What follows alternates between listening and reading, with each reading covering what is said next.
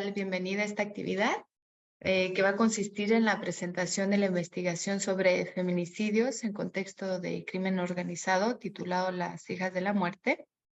Esta actividad ha sido organizada por Carolina Sancho, a quien le quiero agradecer, ¿verdad?, su acompañamiento, quien es la coordinadora de la Cátedra de Seguridad y Globalización, y mi persona en calidad de coordinadora en la Cátedra Centroamérica del Instituto, en el marco de la conmemoración del 8 de marzo, en el que nos permitimos recordar toda la lucha de las mujeres, ¿verdad?, por la igualdad y por un mundo libre de violencia. Pero antes que todo, quiero agradecer la presencia del director subrogante del Instituto de Estudios Internacionales, Ricardo Gamboa. Gracias por acompañarnos. Y a los excelentísimos embajadores de Centroamérica, embajadora de Honduras acreditada en Chile, y a la embajadora Beatriz de la Fuente, directora de la División de América del Norte, Centroamérica y el Caribe de la Cancillería chilena, académicos y amigos de Centroamérica. En el encuentro de hoy contamos con la destacada panelista Adelaida Carías Reyes, quien es abogada hondureña, tiene una amplia experiencia en la materia que hoy nos convoca, y espero que este sea el inicio de un camino largo de reflexión y de debate en el cual esperamos que ustedes continúen siendo parte. Desde ya los invito a participar desde el chat con sus preguntas y reacciones a la presentación de la investigación. Nosotros con Carolina iremos revisando en el transcurso de la exposición. Y antes que nada, me honra darle la palabra a Ricardo Gamboa, quien nos dará unas palabras de apertura y bienvenida. Y Carolina y yo le haremos al finalizar la presentación las preguntas desde el chat. Ricardo, muchas gracias, te doy la palabra.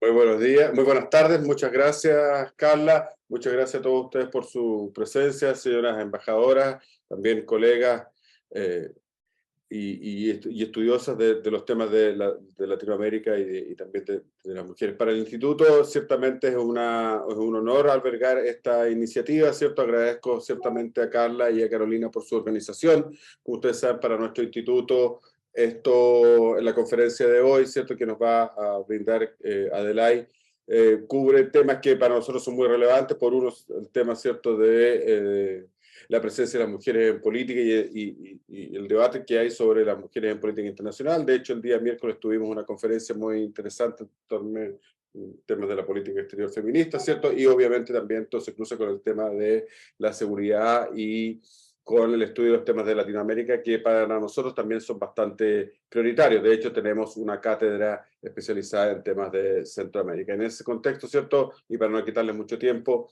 reitero mi compromiso del Instituto con estas iniciativas, ¿cierto? Los invito a participar de nuestras iniciativas en la materia. Agradezco la presencia de todos ustedes y, por supuesto, también la presentación que nos va a hacer Adelaida Carías, ¿cierto?, sobre este tema tan interesante. Muchas gracias, y muchas gracias a ustedes también, Carla y Carolina. Me parece que aunar esfuerzos de cátedras para esto es muy, muy relevante, y así vamos también haciendo crecer el debate sobre estas materias y poniendo también, entregando información relevante para analizarlo y discutirlo en sus distintas dimensiones. Muchas gracias. Muchas gracias, Ricardo, por acompañarnos y estar aquí con nosotros en un tema tan importante y en una semana tan relevante, ¿verdad? Bueno, y para no quitarle más tiempo a Adelaida, voy a leer muy brevemente su currículum. Adelaida Carías es abogada, cuenta con una maestría en criminología de la Universidad de Barcelona y una maestría de ciencias sociales de Flaxo de Costa Rica. Actualmente colabora con el Programa de Naciones Unidas para el Desarrollo y el Instituto Nacional de la Mujer en la evaluación del Plan Nacional contra la Violencia hacia las Mujeres. Es coordinadora para la implementación del proyecto Spotlight y de la Escuela Alquimia Feminista. Ha trabajado para diversos organismos de Naciones Unidas, como son el UNFPA, ONU Mujeres, Programa Mundial de los Alimentos, entre otros. Ha sido catedrática de la Universidad Nacional Autónoma de Honduras e investigadora y educadora del Programa de Derechos Humanos y Convivencia Social con Jóvenes del Centro de Derechos de la Mujer. Además, cuenta con diversas investigaciones y estudios en materia de género y violencia. Entre los últimos encontramos la investigación que va a presentar ahora y el estudio sobre la situación de mujeres privadas de libertad en Honduras. Ella es feminista, activista y defensora de los derechos de las mujeres. Adelaida, te doy la palabra y te agradezco mucho por estar acá con nosotros. Muchísimas gracias, Carla. Muchas gracias a todas las personas que están asistiendo a esta presentación. Mil disculpas por no haber estado a tiempo. He tenido unos problemas terribles con mi computadora. Los arreglé instalando unas actualizaciones, no sé ni cómo, pero bueno, Aquí estoy, así que disculpas por empezar tarde nuevamente y gracias por estar acá.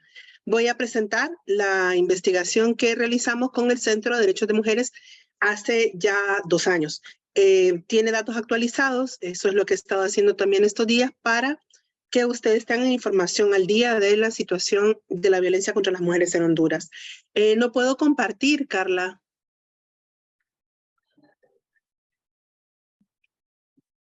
Andrea, ¿podrías ayudarnos para compartir la presentación?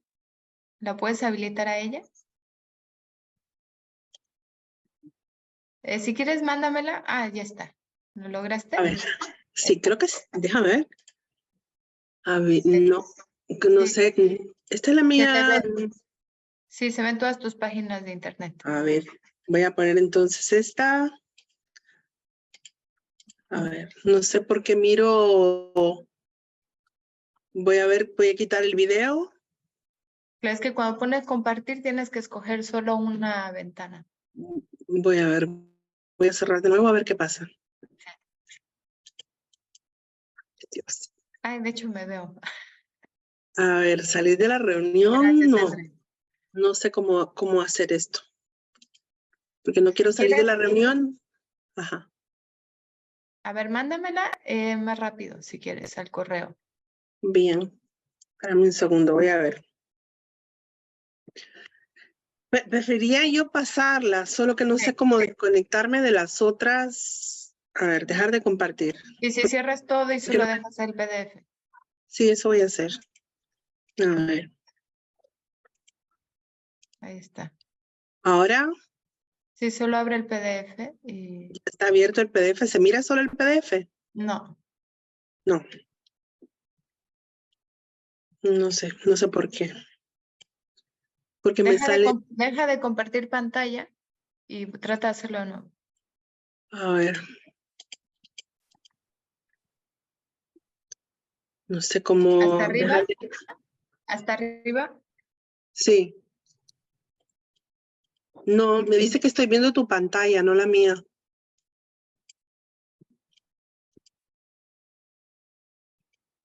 No, te lo mando. Ahora, vamos a ir. Voy a intentar otra vez. Me sale como que no puedo todavía compartir.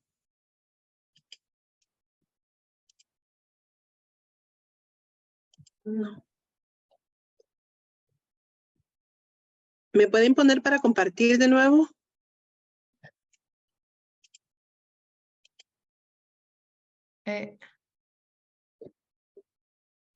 Andrea, ¿está ella habilitada para compartir pantalla? Hola. Si quieres, bueno, comentando un poco y yo voy, en lo que me mandas al correo, yo la comparto. Ok, yo creo que ahora sí. ¿Ahora sí se puede ver? Ya, hoy sí, ya. Lo Muy logré, bien. sí. Ay, qué suerte. Perfecto, muy bien. Entonces voy a comenzar. Creo que tengo más o menos una media hora, ¿no? Para hacer esta presentación. Bueno, esta es una investigación que se realizó, como les decía, hace 2 años con el objetivo de tratar de conseguir la mayor información posible sobre los femicidios en contexto de crimen organizado, tanto información cualitativa como cuantitativa. Para ello se hizo una revisión de estudios e investigaciones sobre el tema en América Latina. Adelantar que hay poca producción de este tema. Se detectaron nada más 2 estudios en este momento, ahora hay 2 más que han sido producidos por el PNUD, en los que se trata de identificar cuáles son los factores de riesgo detrás de los femicidios de las mujeres en América Latina, haciendo énfasis en los femicidios en contexto de crimen organizado. Se analizaron también las estadísticas disponibles en el país sobre femicidios, que son las estadísticas del Observatorio de la Violencia, del UPAS, que es la universidad que produce boletines sobre muertes violentas en general y sobre femicidios en el país, y sobre las producidas por el sistema de justicia, para tener información sobre el acceso a justicia en caso de femicidios. Se realizaron también entrevistas a profundidad a feministas especialistas en el tema, defensoras de derechos humanos y funcionarios del sector justicia, ya que detectamos desde el principio que había tantos problemas en la obtención de estadísticas, entonces también incluimos esta metodología para tener un panorama más completo. También se hicieron entrevistas a mujeres privadas de libertad vinculadas al crimen organizado y se revisaron 32 expedientes judiciales. Importante mencionar que es un estudio exploratorio, todavía nos quedaron muchas cosas por hacer y por investigar, pero fue lo que logramos hacer en el tiempo que se hizo. Es un estudio sobre todo basado en información cualitativa, por lo que les mencionaba de los problemas en la obtención de estadísticas, y por la seguridad del equipo no se realizaron todas las investigaciones que se habían contemplado como una revisión completa de los expedientes judiciales de femicidio. No se pudo. Ya sabemos que todo lo del crimen organizado se realiza bajo la sombra, en la oscuridad, en completa impunidad. Hay poderes, gente muy poderosa, grupos muy poderosos detrás de estas muertes, y por lo tanto era difícil para nosotras como investigadoras poder hacer este tipo de actividades. Tuvimos algunos problemas y por eso no revisamos la totalidad de los expedientes, únicamente 32 expedientes. Para ponernos en contexto, porque es importante, yo trato de vincular lo que sucede en Honduras con lo que sucede en el contexto del crimen organizado, sobre todo el narcotráfico, tanto en Centroamérica como en América Latina. Para entender, lo primero que debemos entender y ver es que se trata de muertes que son realizadas con muchísima violencia, infringiendo mucho dolor, como una muestra de odio y desprecio hacia el cuerpo de las mujeres. Es un fenómeno muy complejo, pero se puede reducir diciendo esto. Son muertes extremadamente violentas. Aquí transcribo algunos párrafos de las entrevistas realizadas. Una, sobre todo, fue una de las que más nos impactó, que es el caso, lo leo textualmente: yo conocí el caso de una mujer que antes de matarla le sacaron todos los dientes, le quebraron todos los huesos, la amarraron y le quebraron toda la espalda para que quedara en forma de alacrán. Esto también lo repitió otra de las policías que fueron entrevistadas, y ella decía que jamás ella había visto un caso de un homicidio de un hombre, un asesinato de un hombre con tanta violencia. Entonces, lo que caracteriza estos femicidios es la extrema violencia. Hago mención de esto porque efectivamente en Honduras las muertes violentas de mujeres y femicidios constituyen únicamente el 10% del total de las muertes que se dan en el país, pero son muertes con características muy específicas que obligan a que les pongamos especial atención, como la extrema violencia y saña que se realiza contra el cuerpo de las mujeres. Para hablar un poco del contexto, el contexto internacional está definido... Me parece de que no estás avanzando con las diapos. Sí. ¿Cómo? No estás avanzando con las diapositivas. ¿No se ven? Estás en la primera diapositiva en pantalla. A ver. Ay, Dios. Es que mi internet ha ido muy mal estos días también. ¿Ahora? ¿Ya se ve? Sí, ya se ve, ahí está. Muy bien, gracias por avisarme. Para hablar del contexto muy rápidamente, estamos hablando de un contexto internacional en el cual se gesta una denominada como guerra a las drogas, dirigida a perseguir la producción, tráfico y consumo de drogas en todo el continente, mediante acciones represivas y militares. El trasfondo de toda esta guerra contra las drogas, que es algo que cada vez se documenta más, es la necesidad de Estados Unidos de intervenir en la política de estos países latinoamericanos. Se ha documentado muchísimo, como es el caso de Irán Contras, que estos fondos de narcotráfico, que las rutas del narcotráfico, que todo este andamiaje que se ha construido ha servido también para traer armas a grupos contrarrevolucionarios. Este caso muy famoso de Nicaragua es un ejemplo claro. Honduras se convirtió en una base de la contrainsurgencia nicaragüense en los años 80. Y las armas que se usaron en ese entonces estaban financiadas por el narcotráfico. Y todavía nosotros consideramos que la excusa es la guerra contra las drogas, pero en realidad es una intención de la geopolítica estadounidense de seguir teniendo control sobre la política de América Latina y sobre todo de Centroamérica, del Triángulo Norte, que es una región caracterizada por su pobreza, su inestabilidad política y social, y por otros factores que han condicionado esta historia compleja de Centroamérica. En el caso de Honduras, específicamente Honduras, ha sido el puente de tránsito para la droga hacia Estados Unidos. Se estima, según un informe creo que era Inside Crime, no recuerdo quién, el 90% de toda la droga que entra a Estados Unidos pasa por Honduras. Entonces ya se imaginan lo que ha ocasionado esta dinámica de las rutas de narcotráfico en un pequeño país como Honduras. Ahora, actualmente, Honduras también está produciendo hoja de coca y se han descubierto laboratorios de cocaína en los últimos 2 o 3 años, algo que no sucedía antes. Esto ha provocado a su vez el crecimiento de las actividades del crimen organizado, la cooptación, involucramiento y complicidad de altas esferas del poder político-económico en las actividades criminales. Y, por supuesto, el aumento del presupuesto y gasto militar en defensa y seguridad. A la vez que todo esto ha traído la proliferación de armas pesadas y de armas ligeras.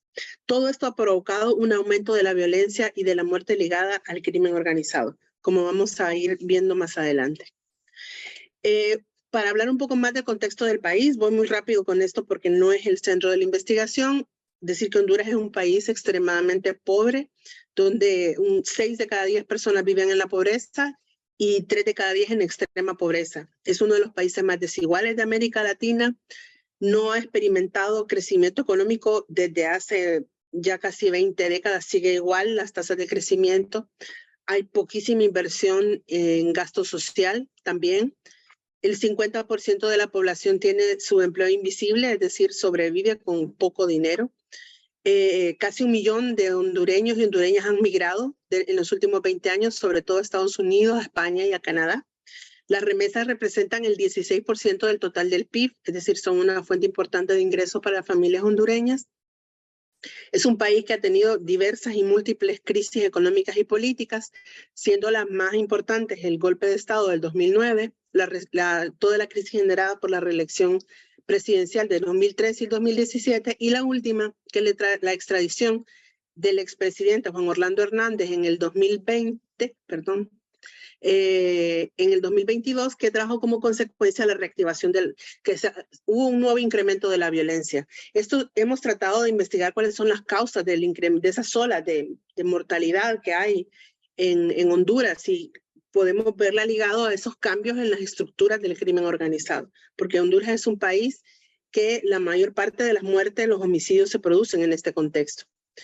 Y también hablamos de altos niveles de impunidad que tienen que ver con la salida de la MASIC, que era un mecanismo contra la corrupción y la impunidad del país en el 2020, y que el sistema de justicia no funciona. Por eso decimos que el 90% de los casos que entran por muertes violentas, de homicidios en el país, terminan en total impunidad.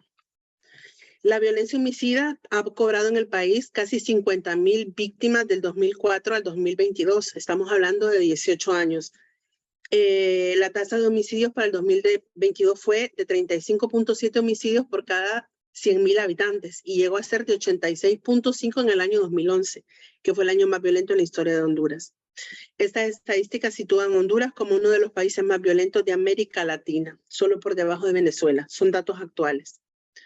Luego también decimos siempre que Honduras es un narcoestado, porque es un país en donde las estructuras criminales han estado ligadas desde hace muchos años a los grupos del crimen organizado.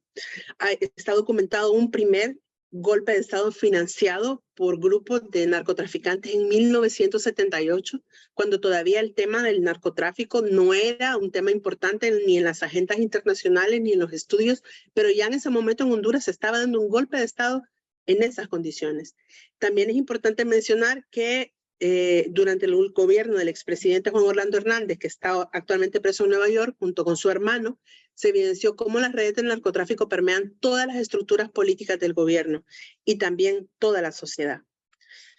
Hablando ya del tema de la violencia contra las mujeres, también a modo de contexto, es un país donde hay altísimos niveles de violencia doméstica, de violencia de pareja. Se estima que 2 de cada 10 mujeres han sido golpeadas o maltratadas alguna vez en su vida en Honduras.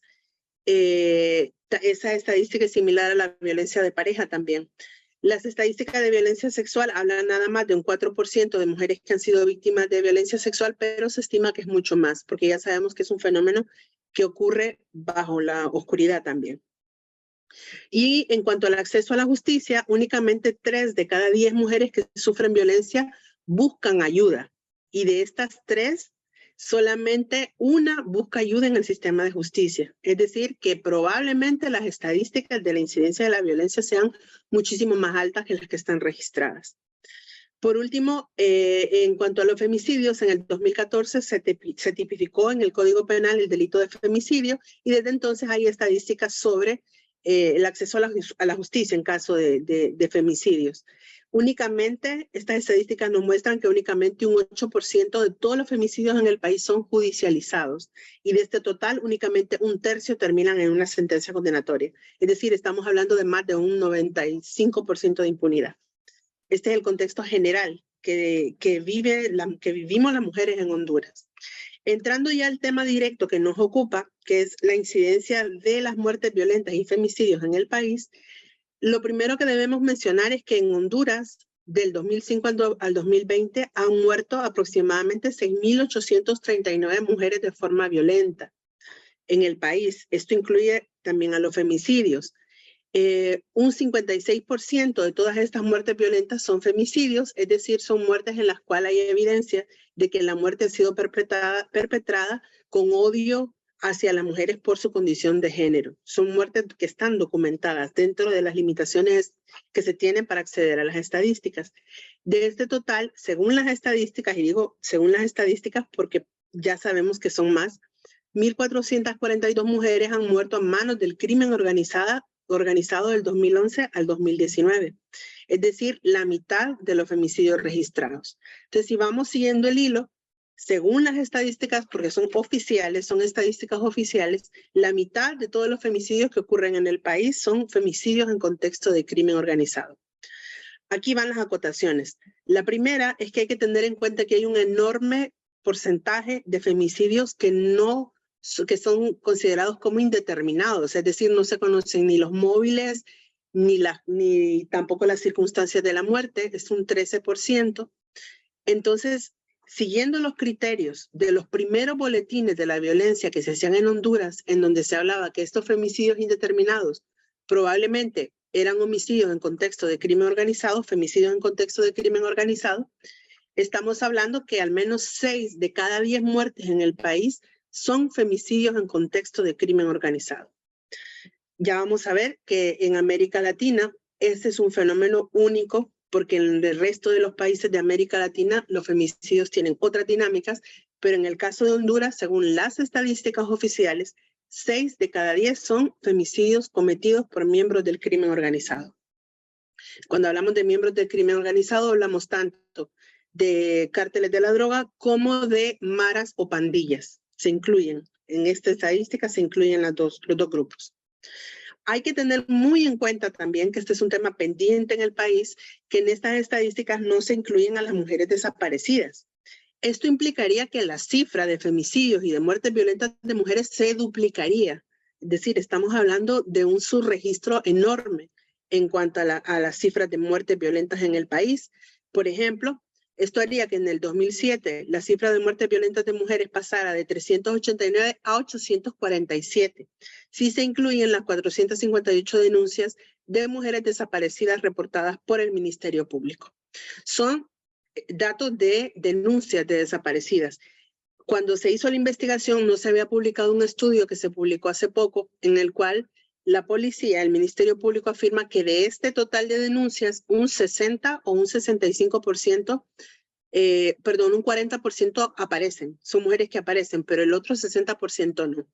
Entonces, es difícil cuantificar las desaparecidas, pero estamos hablando igual de una enorme cantidad de mujeres desaparecidas que probablemente tienen que ver con las muertes del crimen organizado.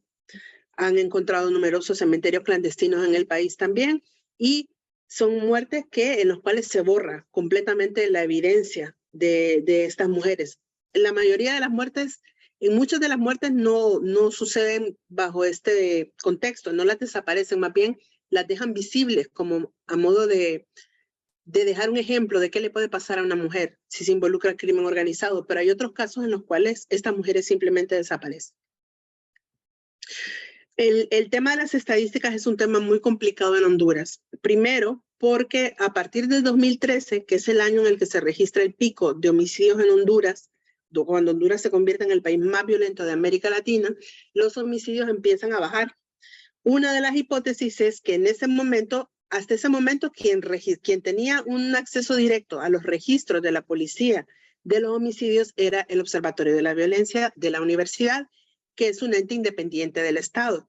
Pero a partir de este momento, la policía le cierra el acceso al IUPAS, a todas las fuentes de información, y es la policía quien directamente empieza a reportar las muertes violentas. Entonces, una hipótesis es que hay una manipulación de las estadísticas sobre las muertes, porque hay una intención del Estado de demostrar que de alguna manera esa enorme inversión en seguridad, esa lucha contra las drogas estaba teniendo resultados efectivos, tangibles. Entonces, por eso se afirma que baja la muerte. Pero en realidad, lo primero que debemos tener en cuenta es esa manipulación de las estadísticas, y lo segundo, que según la información cualitativa recolectada para este estudio, la opinión de los operadores de justicia que están en el campo, que realizan los levantamientos cadavéricos, puede ser hasta de un 80% los casos de muerte de mujeres que están vinculadas al crimen organizado. Ellos decían y ellas decían claramente, porque se entrevistaron gente como de más bajo perfil, gente que está, como les digo, en las escenas del crimen, que se sabe quiénes matan a las mujeres, que se sabe por qué y que se sabe que son miembros del crimen organizado. Pero que no conviene divulgar esa información, no hay pruebas, no se puede recolectar pruebas por las dificultades que hay para investigar este tipo de crímenes, y que por lo tanto en las estadísticas esto no se refleja. Pero como les digo, es un dato que proviene de las entrevistas. Es importante saber, para entender cómo la dinámica de los femicidios en el país, que en el Triángulo Norte de América, como se le denomina toda la parte de Centroamérica, sobre todo en Honduras y El Salvador, solo 1/3 de las muertes violentas de mujeres aparecen vinculadas a las relaciones de pareja. En el resto de América Latina, como en varios países del Cono Sur, como Argentina, Chile, Paraguay, Ecuador, Perú y Uruguay, más o menos entre un 90 y un 70% de las muertes de mujeres están asociadas a la violencia de pareja. En otros países como República Dominicana y Costa Rica, únicamente la mitad. Es decir, estos países tienen esa característica diferenciada, El Salvador y Honduras, que son los países que están teniendo más problemas de violencia, ¿no?, asociada al crimen organizado. Son países donde las muertes de mujeres están vinculadas, no están vinculadas a las relaciones de pareja. No se trata de femicidios íntimos, sino de femicidios donde el agresor era desconocido, o al menos no tenía una relación conocida con la víctima. En cuanto a el IUPAS ha hecho esfuerzos importantes por tratar de identificar, de clasificar esos femicidios que se producen en contexto de crimen organizado, y más o menos la mitad se trata de asesinatos por encargo o sicariato. Se puede inferir que estos son asesinatos de mujeres que probablemente estén vinculadas a algún miembro del crimen organizado, de bandas contrarias, o que participan activamente en estas redes del crimen organizado. Esa es la estimación. Se separa entre sicariato y narcotráfico. Hay problemas en las categorías, porque efectivamente muchos de los asesinatos, de los femicidios que entran en sicariato, también podrían entrar en narcotráfico. Entonces todavía falta refinar estas categorías de parte del IUPAS. Tiene que seguir discutiéndose cómo se clasifica la información, porque esta información no permite del todo, es útil por supuesto, pero no permite del todo dimensionar y entender cómo se da la violencia. ¿Cómo se diferencian los femicidios en contexto de crimen organizado de otros femicidios? En primer lugar, los cuerpos aparecen encostalados o dentro de sábanas, envueltos en sábanas, ensabanados, como se les llaman en Honduras, desmembrados, con evidencia de tortura, con múltiples fracturas o con mensajes escritos sobre los cuerpos. Tienen estas características muy peculiares. También un hallazgo que nos pareció interesante en la investigación, que no lo esperábamos, es que por lo general estos femicidios no están antecedidos de violencia sexual, aunque esto no quita el carácter sexual, violento y misógino de sus muertes, ya que muchas veces los cuerpos de las mujeres son encontrados semidesnudos. También se encuentran, en los cuerpos se ve que les cercenan, queman o cortan pechos, vagina u otras partes sexuales de las mujeres. Es decir, no hay violación, pero hay muchos casos documentados donde incluso han llegado hasta poner explosivos en las vaginas de las mujeres, como una muestra de un odio supremo hacia la feminidad, hacia el cuerpo de las mujeres. Otra conclusión a la que llegamos en nuestro estudio es que estos femicidios en contexto de crimen organizado se pueden categorizar en una zona intermedia entre femicidios íntimos y femicidios en el ámbito de lo público, porque el contexto en el que se producen está conformado por normas, leyes y relaciones sociales definidas desde supraestructuras bélicas con un alto poder organizativo y coercitivo, que son estructuras del mundo de lo público, con influencia directa en la configuración de las relaciones sociales que se gestan en el ámbito del hogar o el ámbito de lo privado. Es decir, que si bien no es la pareja quien las mata, se trata de mujeres que están involucradas con hombres del crimen organizado. Y eso hace que, por la manera como cuando un cártel, cuando una mara entra a una comunidad, controlan todo, las relaciones sociales, el comercio, la cultura, todo lo controlan. Y controlan también esas relaciones de pareja que se dan. Entonces, por eso hablamos de que este tipo de estudio nos debe llevar a pensar en nuevas categorías para hablar de los femicidios íntimos y a pensar de nuevo en el mundo de lo público y de lo privado desde otras miradas, que ya no sean, no son blanco y negro. Esta investigación nos muestra eso, que en la violencia contra las mujeres no se puede hablar desde espacios o desde teorías o desde dimensiones que únicamente hablan en blanco y negro. También podemos decir que sus muertes son resultado no solo del ejercicio de poder de los hombres sobre las mujeres, sino de los hombres sobre otros hombres, que buscan con ello demostrar su poder y por eso son mucho más sanguinarias y crueles que los demás femicidios. Son muchos por venganza, donde un hombre quiere demostrar el poder territorial que tiene, el poder político, el poder militar, matando de forma extremadamente violenta a la compañera del miembro del grupo del crimen organizado contrario. Otra de las conclusiones es que si son más violentos estos femicidios que otros. No siempre, no todos son más violentos. En general sí, pero hay algunas diferencias. Cuando se trata de asesinatos de mujeres de la misma mara o del mismo grupo, generalmente la muerte se produce con un solo disparo, sin ensañamiento. Cuando se trata, o disparo o con una sola manera de muerte, con cuchillos o con disparos, generalmente es con arma de fuego. Cuando se trata de muertes realizadas por miembros de la mara o del grupo contrario, el asesinato se hace infringiendo mucho dolor, con la intención explícita de dejar un mensaje o una advertencia al grupo contrario. Entonces nosotros pudimos identificar esas diferencias entre las formas de muerte. Es importante también mencionar que, permítanme que quiero levantar esto, que siguen siendo femicidios que se cometen la mayoría en la vía pública.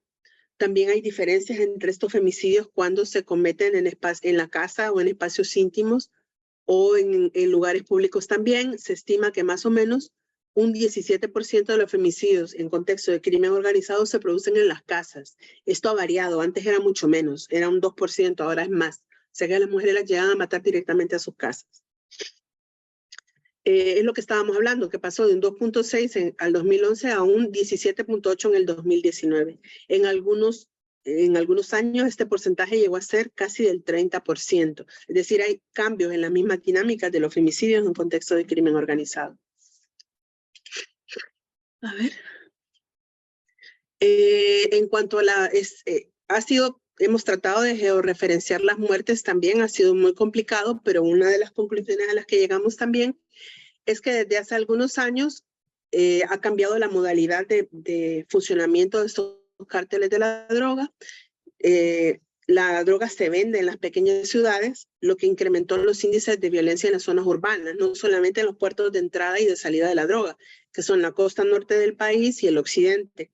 Por eso allí no se producen la mayor parte de las muertes, sino en las grandes ciudades, que es donde finalmente llega la droga, donde hay consumo de la droga y donde hay grupos que controlan territorios para la venta de esta droga. Entonces eso ha incrementado la violencia homicida y femicida en las grandes ciudades. También se observa que ha aumentado la violencia en las zonas rurales, pasando de un 15% en el 2015 a un 40% actualmente en el campo. Es decir, que toda esta violencia está permeando todo el país y todas las zonas rurales que antes no estaban tan involucradas en las actividades del narcotráfico, ahora sí. Y esto ha provocado un aumento de la violencia. En la investigación tratamos de definir qué factores provocan o causan este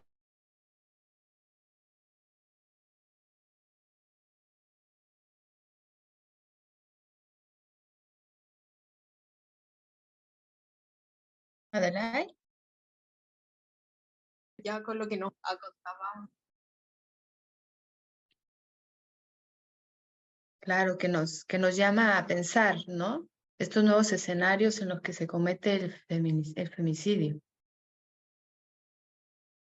Y muy especialmente el desafío de tener datos que nos permitan problematizar adecuadamente. Adelaide, bienvenida. Ahí está. El micrófono está tapado. El micrófono de la...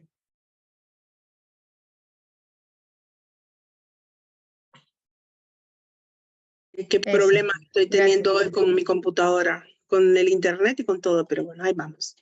Ajá. Entonces no sé hasta dónde me quedé, pero Ahí sigo está, acá. sí. Muy bien.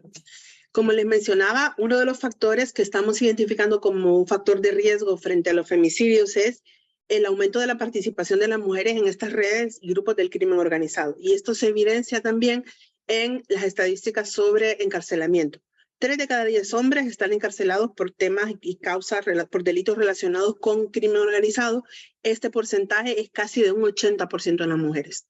Están más expuestas y cada vez participan más. Al ver las variaciones también de las causas de encarcelamiento de las mujeres, en Honduras se ve claramente como ha aumentado la población carcelaria femenina recluida por temas relacionados con el crimen organizado. También la de los hombres, pero en las mujeres el aumento es todavía mucho más elevado. Lo que decíamos, en los últimos 10 años, la población masculina recluida en Honduras por delitos relacionados con el crimen organizado se ha triplicado, pero en el caso de las mujeres se ha multiplicado por 10. Y al ocupar las últimas posiciones en la cadena de división del narcotráfico, son mucho más vulnerables a ser apresadas. Esto las hace también más vulnerables a ser víctimas de femicidio, ya que como no ocupan puestos de poder, son fácilmente reemplazables, lo que no sucede con los hombres. En la investigación se evidenció que efectivamente las mujeres se dedican al narcomenudeo, son vigías de los territorios, muchas lavan dinero, muchas son administradoras de los grupos del crimen organizado, rara vez ocupan puestos de poder y por eso cuando tienen mucha información, cuando pueden poner en riesgo una operación, entonces son ejecutadas. Y por eso ha aumentado tanto el femicidio en contexto de crimen organizado. Y la cantidad de mujeres encarceladas también porque se exponen. Lo que mencionábamos, que ellas se dedican sobre todo al narcomenudeo.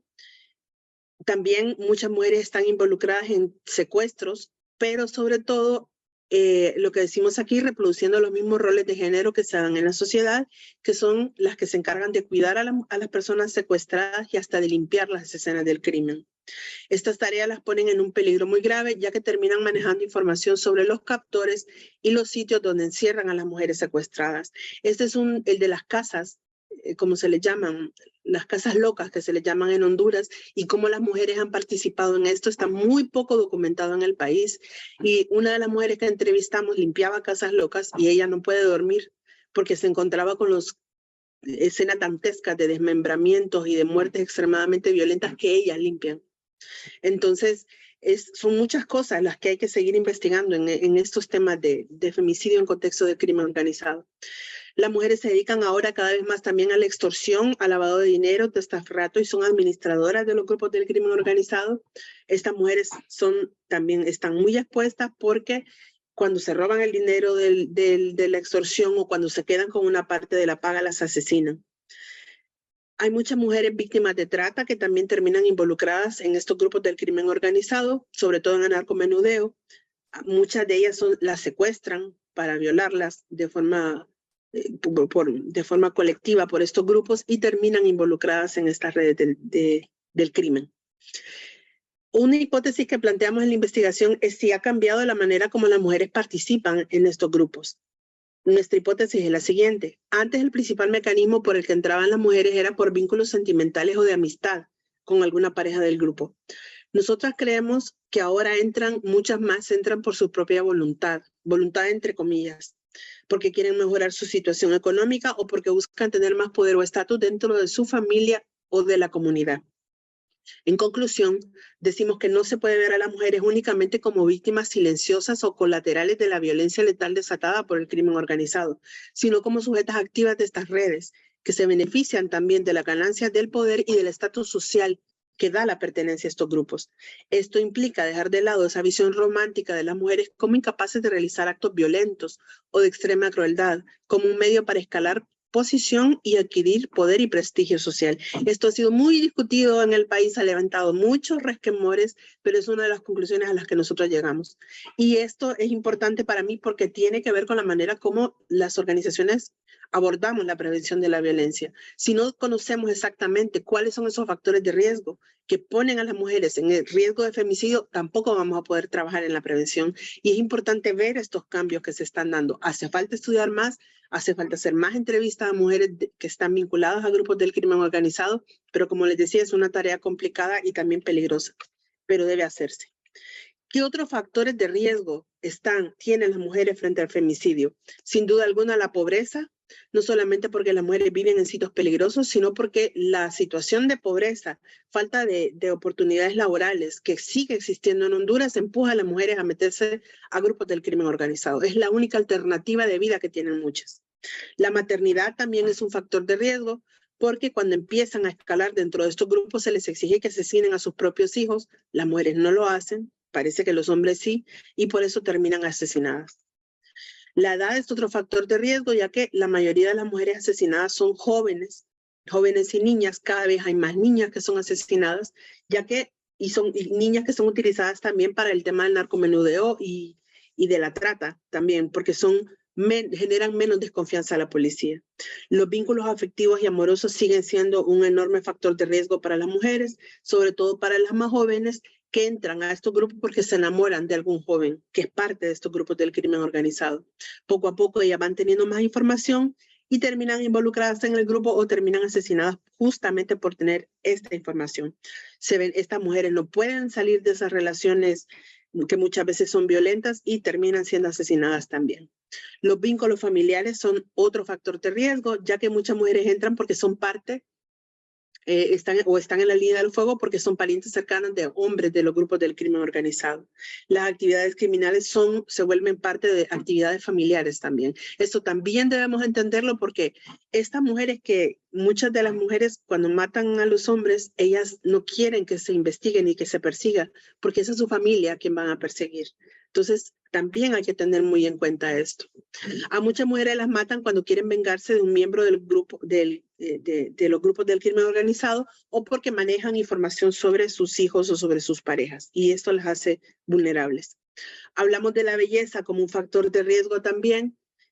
Como decía uno de los operadores de justicia entrevistados, ser bonita y vivir en estos barrios peligrosos es casi como una sentencia de muerte para muchas jóvenes y niñas, porque son mujeres que son raptadas y que son utilizadas como objetos sexuales como una demostración de poder hacia otros hombres. Son las mujeres trofeo.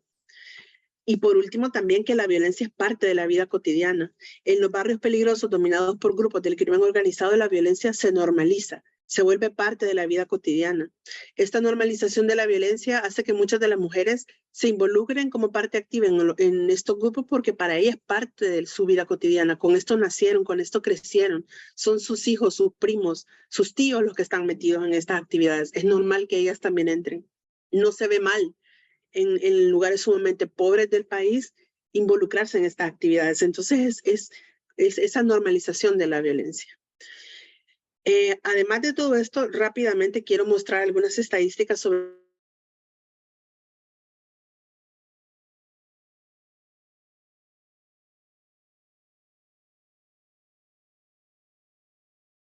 de día. Bueno, seguimos entonces. Pues hablando de las estadísticas que tenemos disponibles sobre el acceso a la justicia, tratando de hacer una síntesis, ¿no? Es muy difícil hacer esto por la dificultad de las estadísticas que tenemos. 1.300 femicidios fueron registrados por el Observatorio de la Violencia del 2014 al 2018. En este tiempo, 104 casos fueron ingresados a los juzgados de letras, es decir, únicamente un 8% del total de los casos registrados.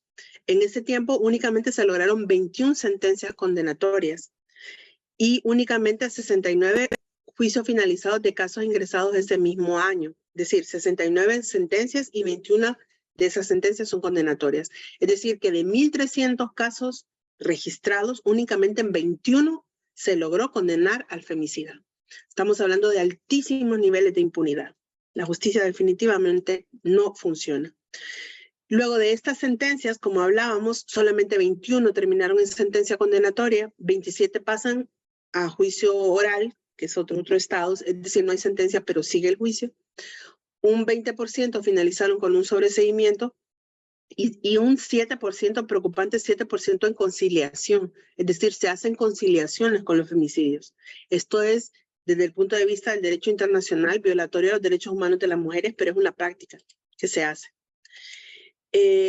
Aquí, tratando siempre de condensar, si se suman las 21 sentencias condenatorias por femicidio que se registran en los juzgados de letras de lo penal, más 18 sentencias en el de segunda instancia, únicamente 39 de los 1.300 casos probables de femicidio terminan en sentencia condenatoria. Es decir, un 3% del total. Solo un 3% de los femicidios terminan en sentencia. Estamos hablando de un 97% de impunidad. Es decir, no hay justicia para las mujeres y para sus familias. En cuanto a las limitaciones detectadas, detectamos que todavía hay limitaciones en la legislación, aunque hay avances y cambios importantes que incluyen la tipificación del femicidio, todavía hay aspectos que quedan fuera que no terminan de permitir que las leyes funcionen. Por supuesto, la falta de presupuesto para las instancias encargadas de investigar los femicidios. Por ejemplo, la Corte Suprema de Justicia únicamente tiene el 3% de todo el presupuesto asignado para temas de seguridad. Y eso es muy poco. Entonces no tienen capacidad de investigar, no tienen capacidad de juzgar tampoco. No hay falta de aplicación de la perspectiva de género en la investigación criminal. Los operadores de justicia siguen con esas viejas ideas sobre la muerte violenta de las mujeres, sobre qué está detrás de la muerte y de la violencia, que las mujeres se lo buscaron, que eran mujeres que andaban en malos pasos, etcétera. Entonces no tienen esa perspectiva, no investigan el femicidio como si fuera tal, ¿no? Entonces eso impide que desde el primer momento que un homicidio ocurre, que ese homicidio sea judicializado como femicidio. Es judicializado como homicidio. Entonces no se puede leer, ni ver, ni investigar esos factores de género detrás de las muertes. Luego también hay enormes dificultades en la sustanciación de pruebas, de las pruebas. Los femicidios que ocurren en contextos del crimen organizado son muy difíciles de investigar. Hay muchísimos operadores de justicia y agentes de policía que terminan asesinados cuando se involucran a investigar realmente estos casos. Entonces no quieren investigar y se entiende.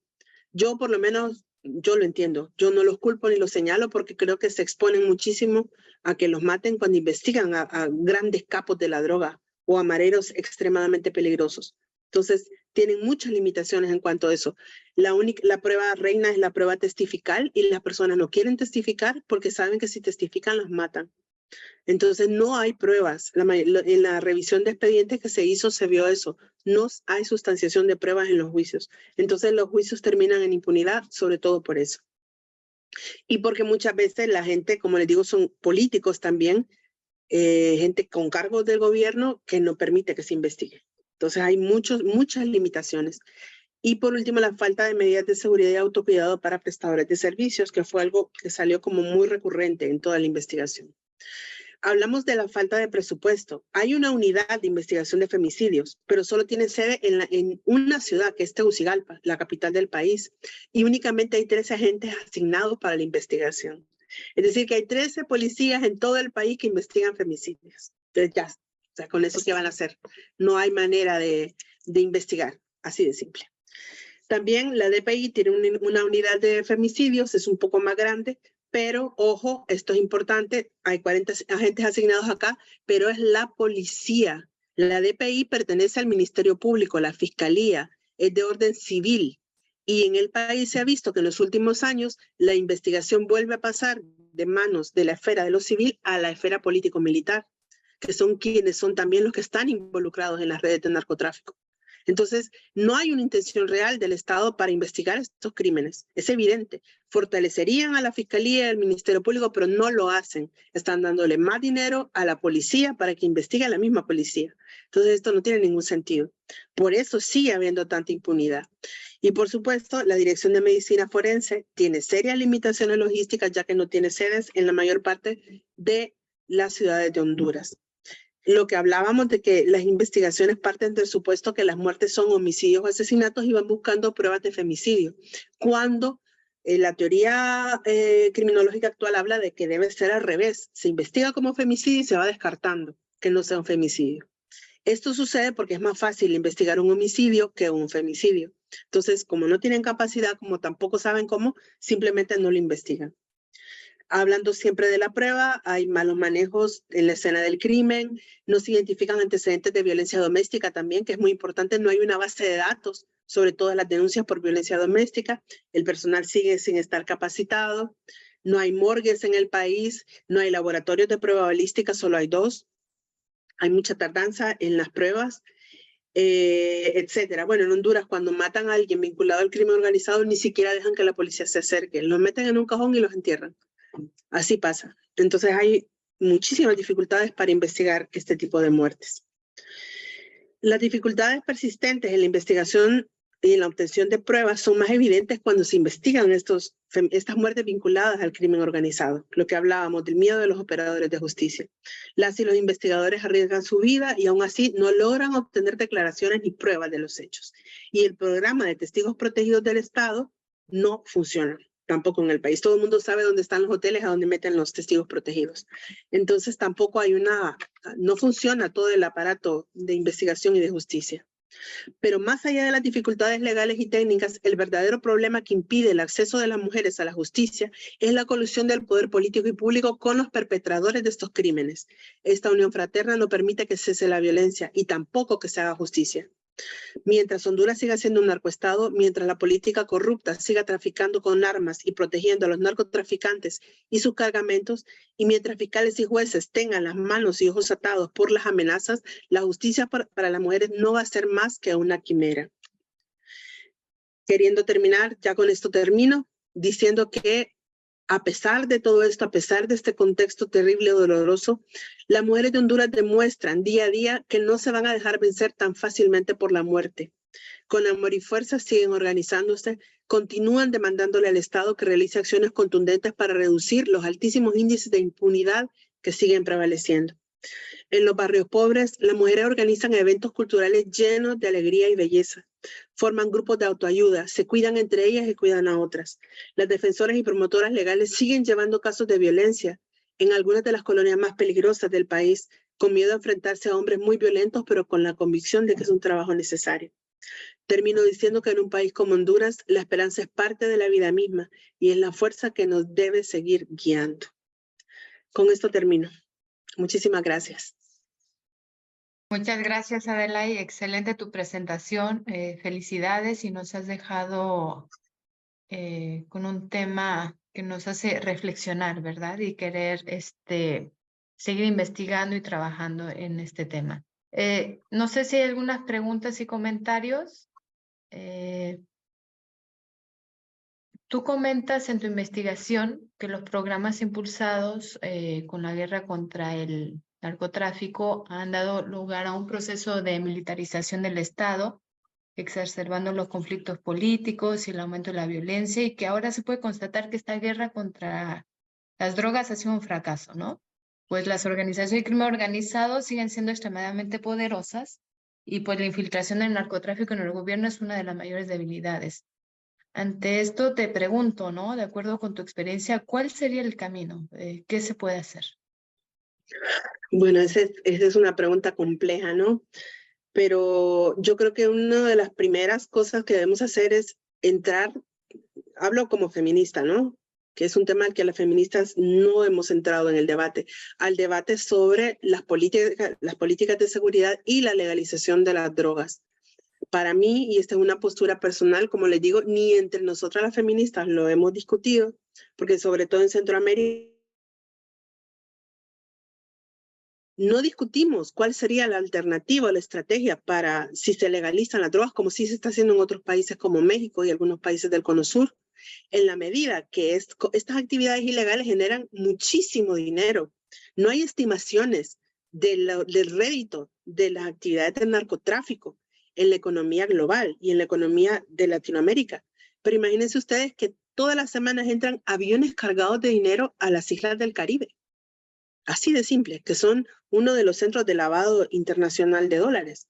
Entonces ya se imaginan el volumen de riqueza que produce, que sean actividades ilegales. Si fueran legales no producirían esta riqueza, no producirían, no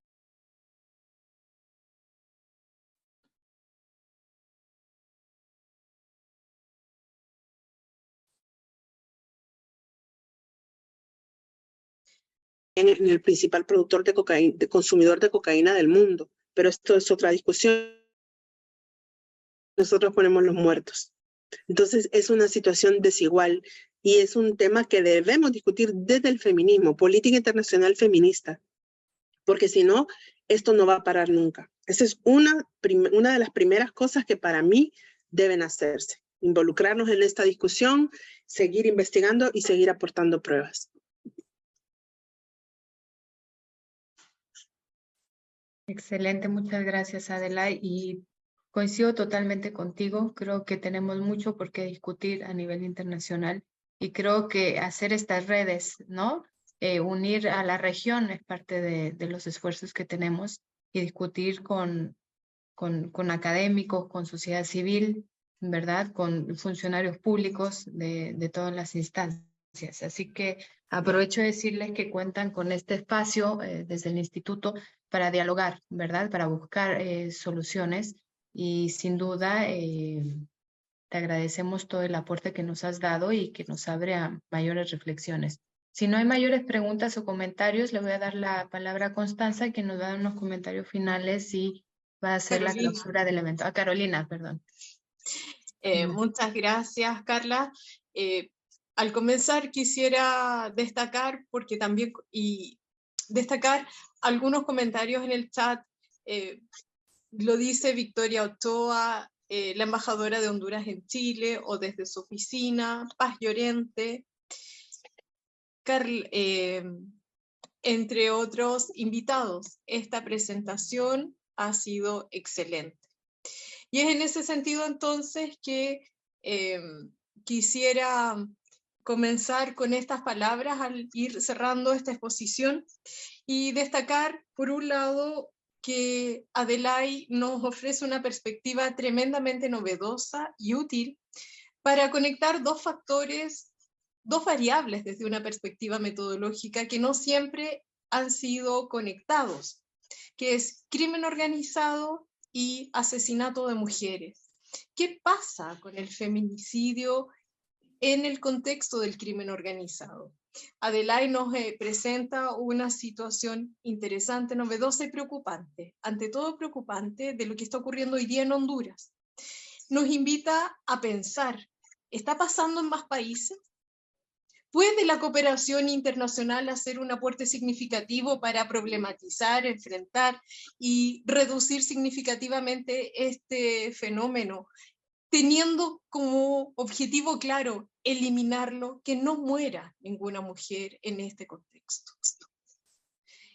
¿Hay alguna experiencia internacional de algún país en el mundo que pudiera darnos una luz de cómo empezar a trabajar este tema y tener resultados con eficiencia y eficacia?